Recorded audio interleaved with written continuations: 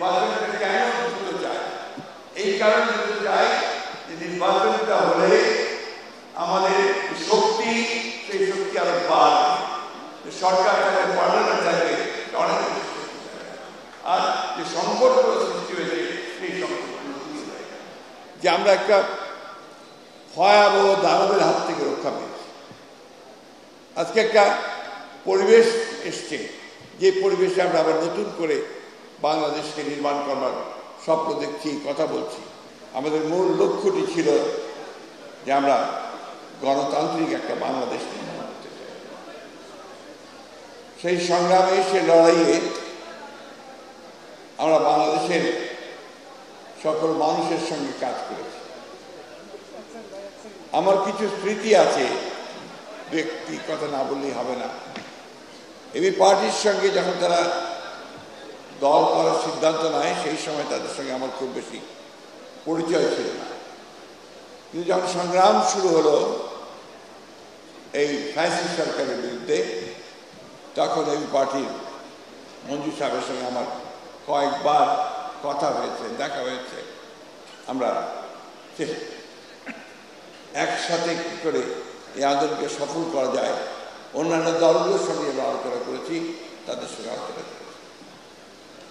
আজকে আল্লাহর অশেষ রহমতে আমরা একটা মুক্ত পরিবেশে কথা বলতে পারছি। তখন কিন্তু আমরা মুক্ত পরিবেশে কথা বলার কোনো সুযোগ ছিল না। আমরা কিন্তু ঘরে থাকতে পারতাম না।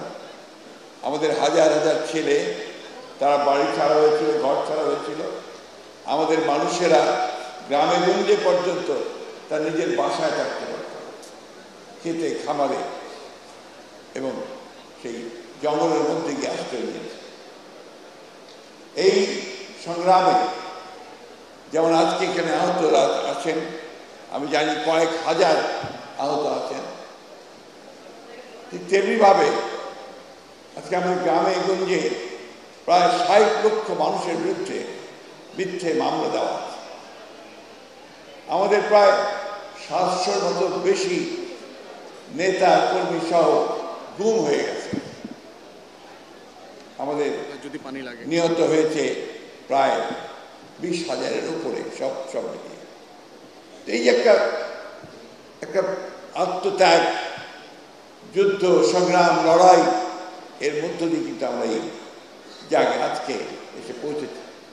কোটি কোটি মানুষের ভালোবাসায় ফ্রিজ, টিভি এবং এসিতে দেশের ১ নম্বর ব্র্যান্ড ওয়ালটন। ৫ মাস পরে অনেকেই জিজ্ঞাসা করছেন যে আমাদের অর্জন কি?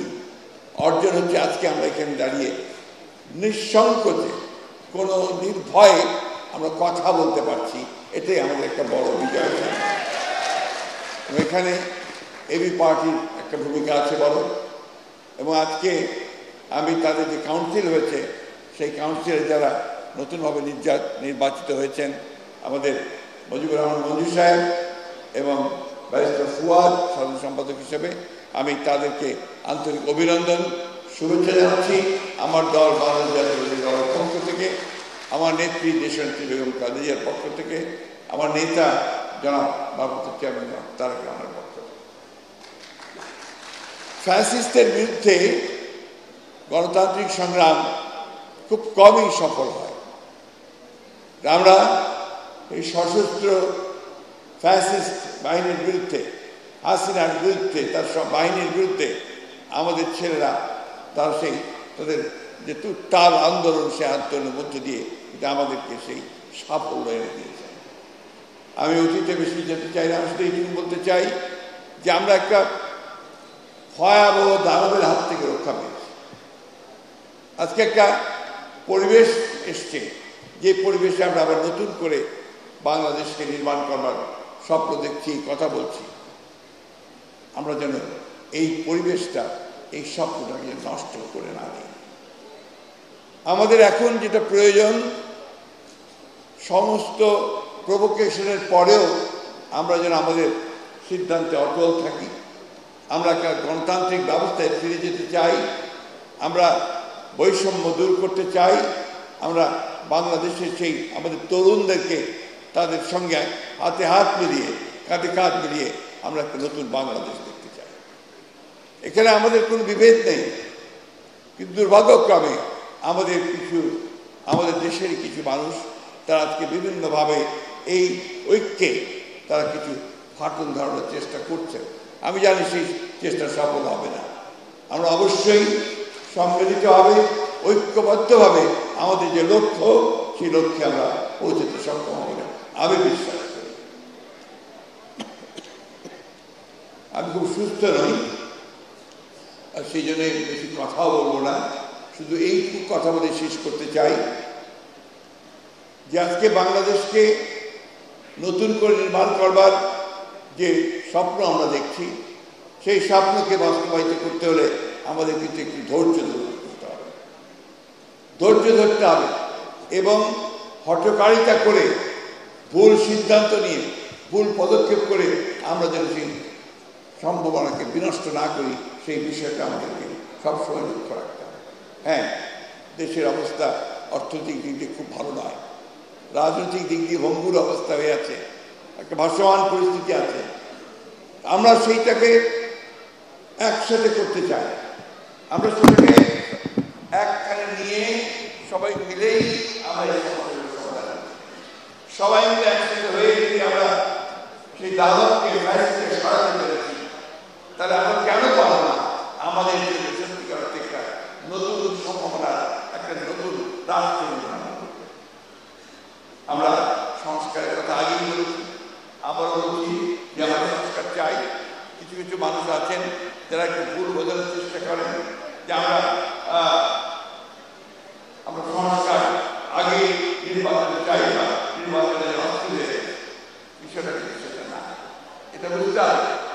আমরা যেটা বলছি যে নির্বাচনটা কেন বুঝতে চাই, এই কারণে বুঝতে চাই যে নির্বাচনটা হলে আমাদের শক্তি, সেই শক্তি আরো বাড়বে, সরকার থাকবে, পার্লামেন্ট থাকবে, অনেক আর যে সংকটগুলো সৃষ্টি হয়েছে সেই সংকটগুলো আমরা যে কথা বলেছি যে আমরা নির্বাচনের পরে আমাদের দল থেকে আমরা বলেছি যে আমরা একটা ঐক্যবদ্ধ জাতীয় সরকার করতে চাই, সবাই মিলে রাষ্ট্রের সমস্যার সমাধান করা করতে চাই।